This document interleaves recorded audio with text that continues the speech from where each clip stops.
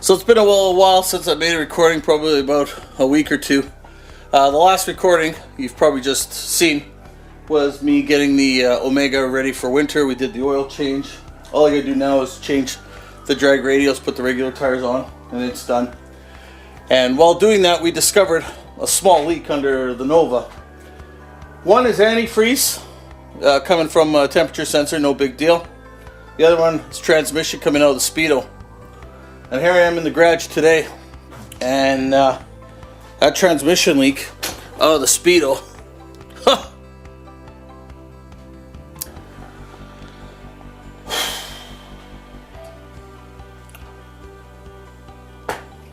So I guess that's next on the list. But right now, we're gonna do some cleanup, get some room to work on the Nova. I'm still planning to put temporary insurance on it and take it out yet this year for another spin. And hopefully get some pictures of it. With it not being insured right now, I'm really missing driving it. I've been lucky though to have Shelly's Chevelle out front that I'm able to take for a spin to clear my mind and stuff, but I gotta get that leak fixed. So after having the Nova out yesterday, I decided to change the oil late last night because the forecast wasn't looking good. So that's what we started at 2 o'clock in the morning when I got home. Turns out the forecast is going to be better than expected. So I may still take it out again, but pretty much the season's done. I took a bunch of pictures yesterday. Not quite happy with them. So I'm thinking of going out again today and taking some more pictures. But maybe I'll change up the wheels, put the mags on, and get some pictures with the mags.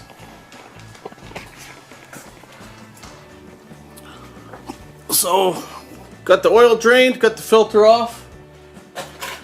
Just got to install a new filter. Been using these Wix filters from Napa. They're supposed to be rated one of the better filters. And then we'll spend 3 hours trying to load oil in through the little hole in the valve cover and hopefully change the tires. I don't know who it was that taught me this trick. It was either something Dan Clem told me or my good friend Glenn Evans taught me, but when doing an oil change or building a new motor, I was told to drop a liter or fill up the oil filter first, and as a practice I still continue to do. I don't remember the reasoning behind it. I guess it's so that the motor gets oil quicker. So I guess pros and cons of it. Does it really work? Well, I'm not smart enough to argue it or debate it, but I do practice it. So we take our time, slowly fill this up as I guess the oils get absorbed into the papers. But yeah, that's one of the things I do.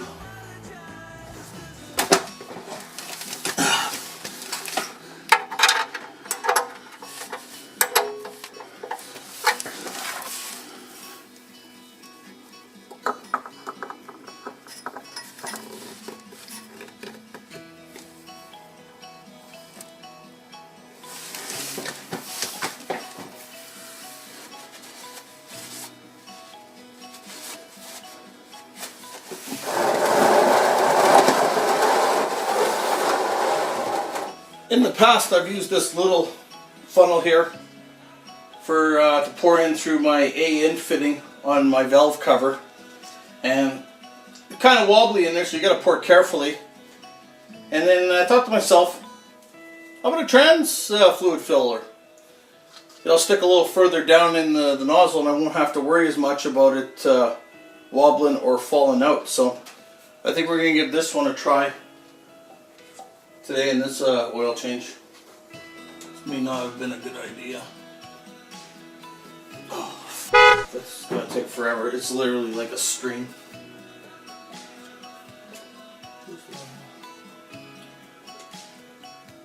It's not like I could really cut any of that off because it doesn't stick that far in the AN fitting. I guess we'll go back to the other smaller one, but well, then again, this one's not much faster. So normally in the Nova, when I make notes and stuff, I stick it under the floor mat. So I went under the floor mat to retrieve some notes, and I checked under the passenger floor mat, and it's damp from antifreeze again.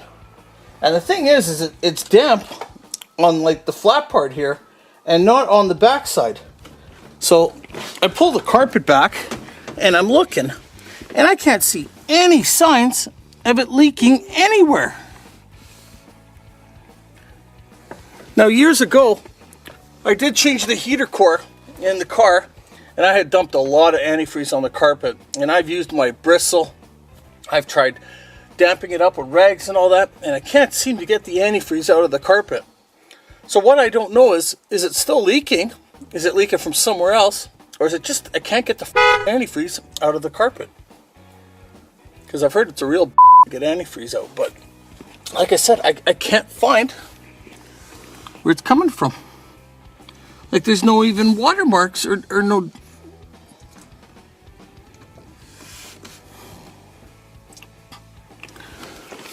I hate cars.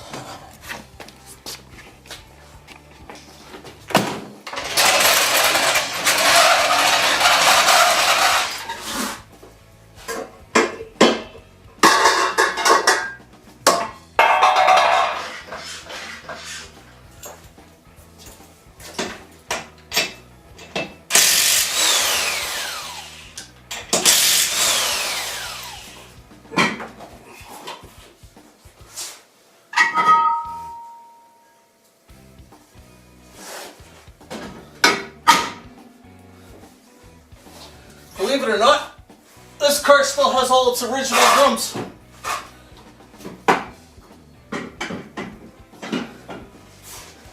You can put on the mags, dress up the car a little bit. We'll take another round of pictures. Been seeing a lot of pictures on Facebook of people in their Novas on the various sites like Chevy Nova Nation, Leila's Nova, Nova Mania, and what are the other ones? There's so many of them I'm a part of. And I really enjoy the pictures of the Novas with mags. And I know I like running my hubcaps, but I also like the mags, so I took a bunch of pictures yesterday, and today we're going to go take some pictures of the Nova with the mags on. These Keystone Customs were originally purchased by my dad in the late 70s, or mid 70s, when the Eden's Warehouse was clearing them out for $25 each. So these actually are old school Keystone rims, not the newer knockoff kind. These are actually rims from the 70s. I love the dog dish, but it's just time for something different.